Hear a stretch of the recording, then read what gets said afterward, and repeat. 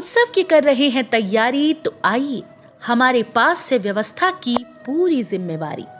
अंग क्षेत्र का एक आधुनिक open marriage hall hotel food plaza के सोना मैरिज गार्डन। हमारे यहाँ शादी विवाह, जन्मदिन, ring ceremony, birthday party, kitty party, corporate party या किसी भी पार्टी के लिए जरूर पधारें। आधुनिक मैरिज गार्डन के साथ लग्जीरियस कमरे, banquet hall, DJ floor, moving light के साथ झांकी भी है उपलब्ध।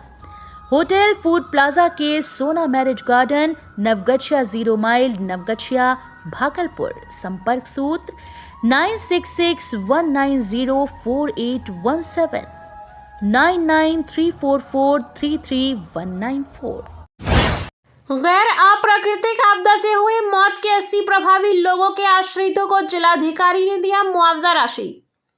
भागलपुर समाहरणालय स्थित समीक्षा भवन में जिलाधिकारी सुब्रत कुमार सेन के द्वारा आपदा या गैर अप्राकृतिक आपदा में हुए मौत के आश्रितों को जिलाधिकारी के द्वारा 4 लाख रुपए दिए गए।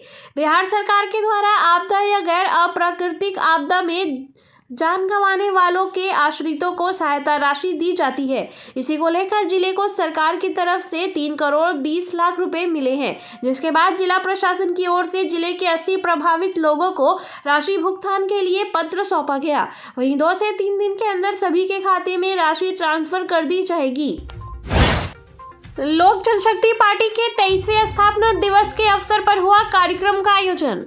लोक जनशक्ति पार्टी के 23वें स्थापना दिवस के अवसर पर शहर के एक विवाह भवन में कार्यक्रम का आयोजन किया गया। इस अवसर पर लोक जनशक्ति पार्टी के नेता अमर कुशवाहा द्वारा केक काटकर 23वां स्थापना दिवस मनाया गया। वहीं लोक जनशक्ति पार्टी के सभी कार्यकर्ताओं ने एक दूसरे को केक खिलाकर पार्टी को मजबूत करने को लेकर संकल्प लिया। इस अवसर पर कार्यकर्ताओं ने कहा कि रामविलास पासवान के विचारों पर चलकर गरीब लोगों को किस प्रकार न्याय मिले, इसको लेकर यह पार्टी आने वाले समय में और बढ़ चढ़कर कार्य करेगी। इस मौके पर अमर सिंह कुशवाहा, परमजीत कुमार, पीयूष पासवान, सुबोध पासवान, तूफैल आजम, मनजीत कुशवाहा के अलावे दर्जनों कार्यकर्ता मौजूद थे। बरारी थाना की पुलिसिया लाठशाही से परेशान होकर जमीन विवाद मामले में न्याय की गुहार लगाने वृद्ध महिला व उसकी बेटी पहुंची डीआईजी कार्यालय।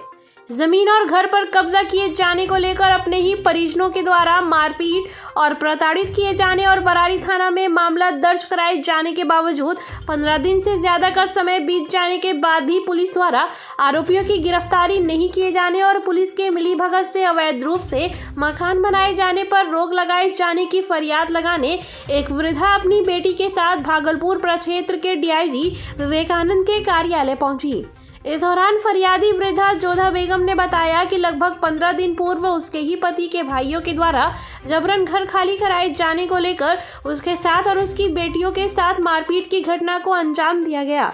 बीच बचाव कराने आए उसके पति शमशुल हक को उसके भाइयों ने जमकर पिटाई कर दी। गंभीर रूप से घायल शमशुल हक का इलाज अभी भी भागलपुर के मायागंज अस्पताल में चल रहा है। डीआईजी विवेकानंद ने वृद्धा और उसकी बेटी की फरियाद को गंभीरता पूर्वक सुना और तुरंत ही बरारी थाना अध्यक्ष को दूरभाष पर उचित कार्रवाई किए जाने का आदेश भी दिया। वहीं पूरे मामले पर वृद्धा की बेटी परवीन खातून ने बताया कि जब भी वह और उसका परिवार बरारी थाना पुलिस के पास मामले में हुए कार्रवाई की जानकारी लेने गए तो उन्हें धुतकार कर भगा दिया गया। आज डीआईजी साहब ने फोन पर बरारी थाना अध्यक्ष को उचित कार्रवाई करने का निर्देश दिया है। विश्वास है कि उन्हें न्याय जरूर मिलेगा। वृद्ध महिला से चोर ने उड़ाए कैश और जेवरात, पुलिस तफ्तीश में जुटी। इंग्लिश मोड़ के रहने वाली पोलिस देवी का कैश व जेवरात चोरों ने चोरी कर लिया। वृद्ध महिला इंग्लिश मोड़ के पास खड़ी होकर टेम्पो का इंतजार कर रही थी। इसी बीच एक टेम्पो चालक आया और पूछा कि आपको भागलपुर जाना है। वही महिला ने कहा कि हाँ जाना है, जिसके बाद महिला का सारा सामान लेकर चालक टेम्पो के ऊपर रख दिया और फिर 7 लोग और आ गए, जिनमें से 4 पीछे की सीट पर बैठ गए और 3 व्यक्ति टेम्पो के ऊपर चला गया जहाँ महिला का सामान रखा हुआ था। टेम्पो जब भागलपुर के गुड़हट्टा चौक पर पहुंचा तब महिला ने सामान उतार कर देखा तो बैग खुला हुआ था और उसमें रखा पैसा और जेवरात चोरी हो चुका था। इसके बाद महिला चौराहे पर हंगामा करने लगी। वहीं हंगामा देखकर पहुंची मुजाहिदपुर पुलिस ने महिला को थाने ले जाकर महिला की रिपोर्ट लिखी। दुष्कर्म मामले में 2 अपराधियों को आजीवन कारावास। POCSO court ADJ 7 Lavkush Kumar ने दुष्कर्म के मामले में 2 आरोपियों को आजीवन कारावास की सजा सुनाई है। वहीं 10,000 रुपए का जुर्माना भी सुनाया है। जुर्माना नहीं देने पर 6 माह की अतिरिक्त सजा का आदेश दिया गया है। दरअसल 2019 में कहलगांव क्षेत्र के घोगा की रहने वाली एक नाबालिग बच्ची राजेश कुमार नामक युवक के साथ ओलापुर मेला देखने गई थी। रात में लौटने के क्रम में रास्ते में 3 युवकों के द्वारा छेड़खानी की जाने लगी, जिसके बाद युवती गोपालपुर रेलवे फाटक के पास रुक गई और रात में जब वह फिर आगे बढ़ी तब सांता स्कूल के पास 2 युवकों के द्वारा उसे जबरदस्ती खेत में ले जाकर उसके साथ दुष्कर्म किया गया, जिसके बाद पीड़िता के द्वारा थाने में मामला दर्ज कराया गया, जिसमें आज बंटी यादव और नंदलाल यादव को आजीवन कारावास की सजा सुनाई गई। एक महिला अपने 8 वर्षीय मासूम बच्चे के न्याय की गुहार लगाने पुलिस अधिकारियों के दफ्तरों का लगातार काट रही है चक्कर। एक महिला अपने 8 वर्षीय मासूम बच्चे के साथ न्याय की गुहार लगाने पुलिस अधिकारियों के दफ्तरों का लगातार चक्कर काट रही है। दरअसल भागलपुर के जगदीशपुर थाना क्षेत्र के फतेहपुर निवासी मानसिक रूप से विक्षिप्त अरुण मंडल की पत्नी सुनीता देवी अपने ही रिश्तेदारों और पड़ोसियों के द्वारा जमीन पर कब्जा करने के उद्देश्य से उसे डायन करार देकर लगातार उसके साथ मारपीट और छेड़खानी की घटना को अंजाम दे रहे हैं। 22 नवंबर को भी जब वह अपने घर में अकेली थी तो उनके रिश्ते में भतीजा सुभाष मंडल उनके घर पर आया और उनके साथ जबरदस्ती करने लगा। जब वह अपना असमत बचाकर सुभाष मंडल के पिता बसंत मंडल को सारी बात बताने पहुंची तो उसके बाद सुभाष मंडल के पिता, चाचा और उसके भाइयों ने सुनीता के साथ बुरी तरह मारपीट की घटना को अंजाम दिया और उसके घर पर रखे जेवरात और पैसा लूट लिया। सुनीता देवी ने बताया कि वह इस पूरे मामले को लेकर जगदीशपुर थाना और महिला थाना में भी अपनी शिकायत दर्ज कराई है, लेकिन लगभग 1 सप्ताह बीत जाने के बावजूद अब तक किसी भी आरोपी के खिलाफ पुलिस ने कोई कदम नहीं उठाया है। थक हार कर वह न्याय की गुहार लगाने भागलपुर के सीनियर एसपी बाबूराम से मिलने उनके कार्यालय पहुंची हैं और उम्मीद है कि पुलिस कप्तान ही उन्हें न्याय दिला पाएंगे। सुंदरवती महिला महाविद्यालय में अंतर महाविद्यालय कबड्डी प्रतियोगिता का हुआ आयोजन। सुंदरवती महिला महाविद्यालय में अंतर महाविद्यालय कबड्डी प्रतियोगिता का आयोजन किया गया, जिसमें विश्वविद्यालय के 5 टीमों ने कबड्डी प्रतियोगिता में हिस्सा लिया है। प्रतियोगिता का उद्घाटन सुंदरवती महिला महाविद्यालय के प्रिंसिपल सहित विश्वविद्यालय के पीआरओ और वरिष्ठ शिक्षकों के द्वारा उद्घाटन किया गया। हर एक साल महाविद्यालय में खेलकूद का आयोजन किया जाता है और इस साल कबड्डी प्रतियोगिता का आयोजन किया गया है। वहीं पीआरओ का कहना है कि विश्वविद्यालय छात्र छात्राओं को खेलकूद में आगे बढ़ाने को लेकर लगातार प्रयास कर रहा है और महाविद्यालय के द्वारा भी खेलकूद का आयोजन किया जाता है, जिससे आने वाले दिनों में अच्छे खेलने वाले खिलाड़ी प्रतियोगिता के माध्यम से आगे बढ़ सके। गैस सिलेंडर से पेट में मारकर पहले कराया गर्भपात, उसके बाद निकाला घर से बंदूक के साथ पति का फोटो दिखाकर दर दर भटकते हुए बता रही अपनी दास्तान। ससुराल वालों की प्रताड़ना से परेशान एक पीड़िता कभी एसएसपी कार्यालय तो कभी डीआईजी कार्यालय तो कभी डीएम कार्यालय अपने इंसाफ के लिए दर दर भटकते दिख रही हैं। कलेक्ट्रेट गेट पर बंदूक के साथ पति का फोटो दिखाकर पागल की तरह लोगों से मदद की गुहार मांगते दिख रही हैं। ना तो उनकी मदद थाना कर रही है और ना ही पुलिस प्रशासन के कोई आला अधिकारी।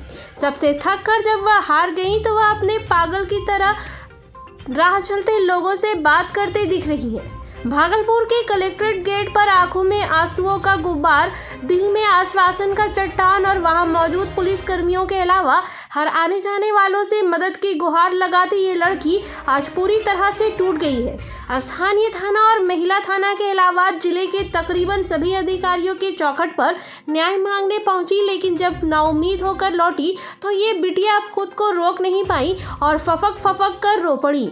सभी से दरख्वास्त कर बस इतनी है कि मुझे मेरे ससुराल पहुंचा दो और वहां दाल रोटी के साथ पति का प्यार मिले, बस ये काम कोई तो कर दो। बिटिया को इस कदर रोता बिलखता देखकर उसे देखने वालों की लंबी कतारें लग गई। लेकिन जब मामला पुलिसिया उदासीनता का हो तब भला बिटिया की मदद करने का दुस्साहस कौन कर सकता है। यह महिला सभी पत्रकार के गले से लग गई और कहने लगी कि भैया हमें न्याय दिला दो। लड़की की माने तो लोदीपुर थाना क्षेत्र के बसंतपुर निवासी झाड़ू पासवान के बेटे बंटी पासवान से उन्होंने पिछले साल 12 जून 2021 को एक मंदिर में हिंदू विधि विधान से प्रेम विवाह किया था। लेकिन सास कौशल्या देवी, ससुर झाड़ू पासवान और पति बंटी पासवान ने उन्हें दहेज के रूप में 1 लाख रुपया, 2 जेवर और मोटरसाइकिल मायके से लाने का दबाव बनाना शुरू कर दिया। वहीं जब वह दहेज नहीं देने की बात कहने लगी तो सास कौशल्या देवी, ससुर झाड़ू पासवान और बंटी पासवान ने पिछले 24 जनवरी 2022 को उनकी बेरहमी से पिटाई कर दी। महिला के पेट में गैस सिलेंडर से जोरदार प्रहार किया जिसमें उनका गर्भपात भी हो गया था। इस दौरान वह किसी तरह जान बचाकर वहां से भागकर अपनी नानी के घर जगदीशपुर के अंगारी चली गई। हालांकि इस मामले में लोदीपुर थाना की पुलिस ने हस्तक्षेप करते हुए ससुराल वालों को समझा बुझाकर सुलह करवा दिया।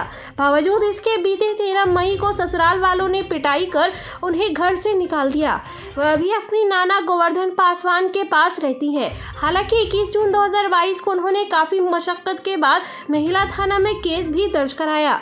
पीड़िता की माने तो केस दर्ज होने के बाद भी अब तक पुलिस द्वारा कोई कार्रवाई नहीं हुई है। पति बंटी पासवान लगातार जान से मारने की धमकी दे रहा है। ऐसे में वह दहशत में है।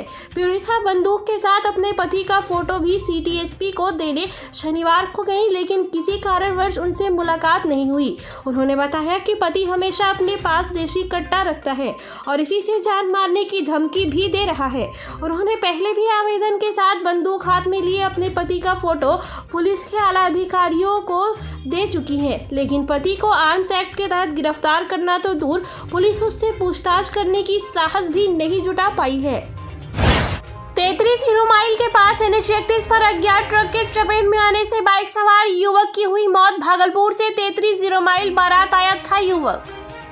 33 हीरो माइल के पास NH-31 पर एक अज्ञात ट्रक की चपेट में आने से बाइक सवार युवक की मृत्यु हो गई है। मृतक की पहचान भागलपुर के लोदीपुर थाना क्षेत्र के अगरपुर निवासी विशु दास के पुत्र 19 वर्षीय मनीष कुमार के रूप में की गई है। नवगछिया पुलिस ने सोमवार को दिन के 12 बजे तक युवक के शव का पोस्टमार्टम करवाकर परिजनों को सौंप दिया था। मृतक के पिता विशु दास के फर्द बयान के आधार पर मामले की प्राथमिकी नवगछिया थाने में दर्ज की गई है, जिसमें अज्ञात ट्रक के अज्ञात वाहन चालक को आरोपी बनाया गया है। जानकारी मिली है कि रविवार को मनीष कुमार अपने मोहल्ले के ही अरुण कुमार की शादी में 33 हीरो माइल निवासी राधे दास के यहाँ बारात आया था। राधे दास की पुत्री की शादी होनी थी। मनीष कुमार मोटरसाइकिल से ही बारात आया था और 33 हीरो माइल पहुंचने के बाद वह देर रात नवगछिया की ओर मोटरसाइकिल से निकला था। उसके निकलने के चंद मिनट बाद ही ग्रामीणों को सड़क हादसे में मनीष की मृत्यु हो जाने की सूचना मिली। मनीष की असामयिक मृत्यु के बाद परिजन गहरे सदमे में हैं। जानकारी मिली है कि मनीष भागलपुर में ही पढ़ाई कर रहा था। अपने 3 भाइयों में मनीष सबसे छोटा था।